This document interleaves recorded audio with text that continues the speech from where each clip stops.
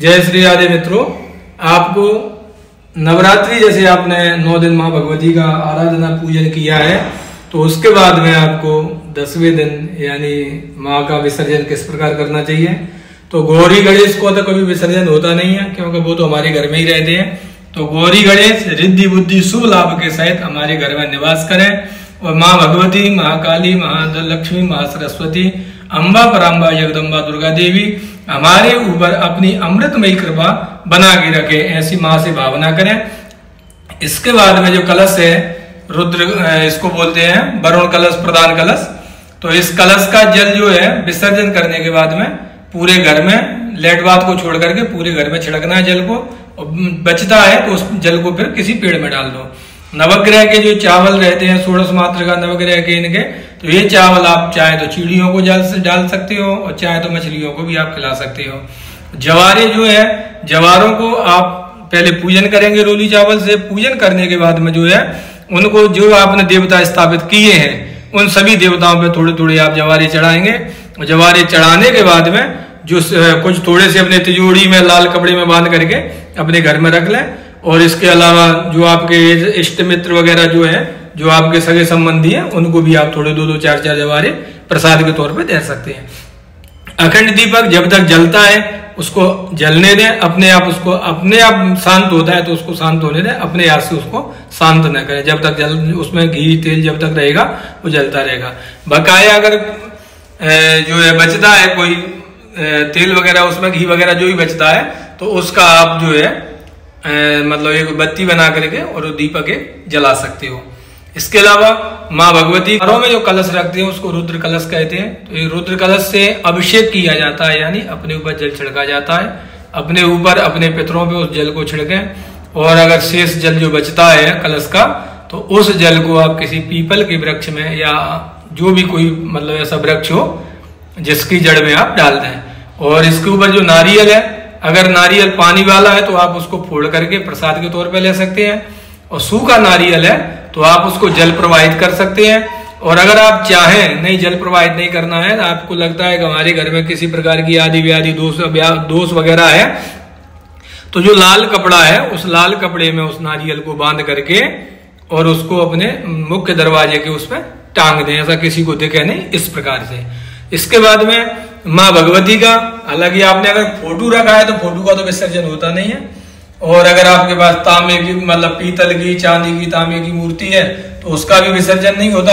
अगर पार्थिव आप मूर्ति लेकर के आए हो माँ भगवती की, तो पार्थिव मूर्ति का आप विसर्जन जरूर करें, क्योंकि पार्थिव मूर्ति ज्यादा दिनों तक घर में नहीं रखी जाती है। और नींबू जो है ये माँ के मतलब जो सामग्री है माँ की, जो रोज आप चढ़ाते हैं, जैसे फूल वगैरह जो चढ़ाते हैं ना, उसके साथ ये सब नदी में प्रवाहित होंगे। और ये चक्कू जो रखा है वो तलवार के तौर पर रखा जाता है, क्योंकि तलवार आजकल घरों में नहीं मिलती है, तो तलवार की जगह पे चक्कू को रखा है, तो उसको बाद में आप अपने किसी भी गृह कार्य में उसको आप यूज कर सकते हैं।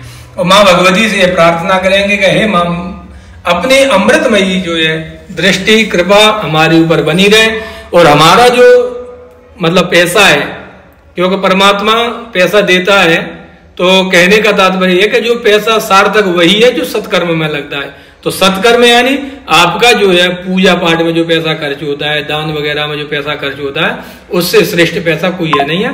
तो माँ भगवती से प्रार्थना करें कि हमारा जो धन है वो सत्कर्मों में ही खर्च हो, क्योंकि सत्कर्मों में जो खर्च होता है तो उससे कई चीजों से आप बच जाते हो। जैसे माँ भगवती की कृपा से आपका जो अनर्गल है कि कोर्ट कचहरी इत्यादि और डॉक्टरों को इत्यादि जो बीमारी दुखी वगैरह जो है, तो इन सब चीजों से माँ भगवती आपकी रक्षा करेंगी।